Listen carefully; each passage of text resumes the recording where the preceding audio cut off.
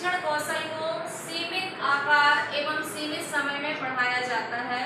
जो आप छात्र अध्यापक हैं, आपकी एक सीमित क्लास होगी, सीमित आकार होगा उसमें आपको पढ़ाना पड़ेगा। A.W. एलन ने 1963 में सूक्ष्म शिक्षण को जन्मदाता कहे जाते हैं और भारत में सर्वप्रथम, चाहे तो आप नोट्स में लिख सकते हैं कि भारत में सर्वप्रथम 1967 ईस्वी में ये सेंट्रल पेडागोजिकल इंस्टीट्यूट है, वहाँ के प्रोफेसर डॉक्टर D.D. तिवारी जो थे उन्होंने इस विधि का प्रयोग किया था। और एलन ने अपनी पुस्तक माइक्रो टीचिंग में लिखा है कि सूक्ष्म शिक्षण सभी प्रकार की शिक्षण संबंधी क्रियाओं को छोटे छोटे भागों में विभक्त करता है। एलन ने 14 शिक्षण कौशल दिए हैं।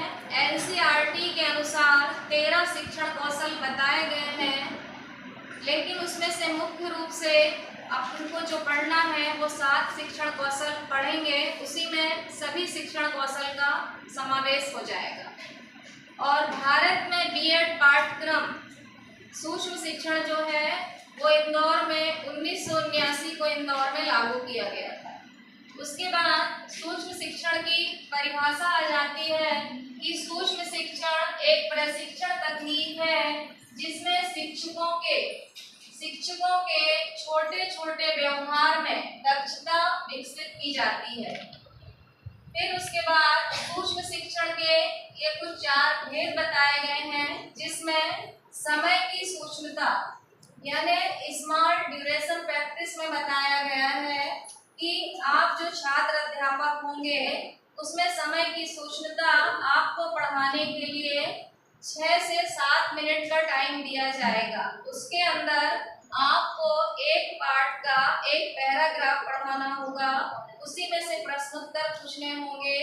जब आपको फीडबैक मिल जाएगा तो उसके बाद उसी पैराग्राफ से आपको आपके छात्र अध्यापक को जिनको आप पढ़ा रहे हैं उनको पुनरावृत्ति प्रश्न पूछने होंगे और होमवर्क देना होगा। टाइम पीरियड आपका रहेगा केवल 6 से 7 मिनट, है ना। और यदि ज़्यादा अच्छा तैयार करके लाते हैं आप तो आपको थोड़ी सी छूट दे दी जाएगी कि 9 मिनट के अंदर आप कंप्लीट कर लेंगे। तो ये क्या होगा? समय की सूक्ष्मता, स्मार्ट ड्यूरेशन प्रैक्टिस। ठीक है, अगला देखें, सेकंड वाला पॉइंट है आपका कि कक्षा के आकार में सूक्ष्मता। कक्षा के आकार में सूक्ष्मता, जनरली आप 100 स्टूडेंट हैं, ठीक है, 100 में हम आपको एक क्लास में 10-10 के मान से बांट देंगे। ठीक है, आप चूंकि माइक्रो टीचिंग का रोल प्ले करेंगे यहाँ पे टीचर का, तो उसके लिए आपको 10-10 सहपाठी एक क्लास में बैठेंगे। ठीक है, 10 सहपाठी में से एक छात्र यहाँ आके, एक छात्र अध्यापक यहाँ पर आकर छात्र अध्यापक का रोल प्ले करेगा। 9 सहपाठी उस छात्र अध्यापक के पूरे टीचर मेथड को देखेंगे, समझेंगे। ठीक है, उसी में से आपको पढ़ाना है, फीडबैक लेना है और अपने समय, जो भी समय निर्धारित है 5 से 7 मिनट का ध्यान रखते हुए आपको अपनी टीचिंग में सुधार करना है। इतना क्लियर हो गया? इसके बाद यहाँ पर आते हैं, ये है सूक्ष्म व्यवहारों का अभ्यास। ठीक है, प्रैक्टिस ऑफ स्मॉल बिहेवियर। अब सूक्ष्म व्यवहारों के अभ्यास में आप क्या करेंगे? आप जो भी छोटी छोटी चीजें कंटेंट पढ़ाते हैं उसमें आपसे जो भी गलतियां होती हैं, जैसे आपकी आवाज तेज है, आप तीखा बोलते हैं, आप धीरे बोलते हैं, है ना, आप हंस के बात में हंस के पढ़ाते हैं, चिल्ला चिल्ला के पढ़ाते हैं, तो अपने पूरे व्यवहार में, अपने पूरे बिहेवियर में आपको क्या करना होगा? सुधार लाना होगा। आपको ऐसी आवाज में बोलना होगा कि पीछे तक के बच्चों को आसानी से सुनाई दे। ये आपके बिहेवियर में चेंज होगा। इतना क्लियर हो गया सभी का?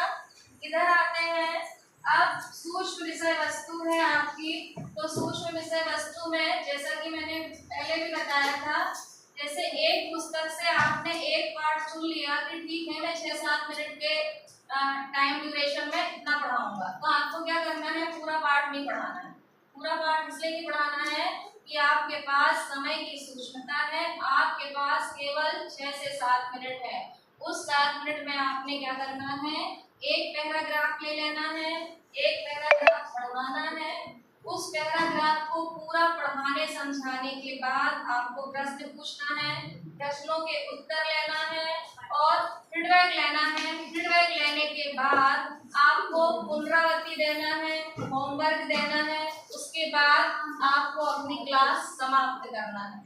ये है आपकी पूरी माइक्रो टीचिंग। ठीक है, इसी आ गया सभी को समझ में? अच्छे से क्लियर हुआ? Thank you.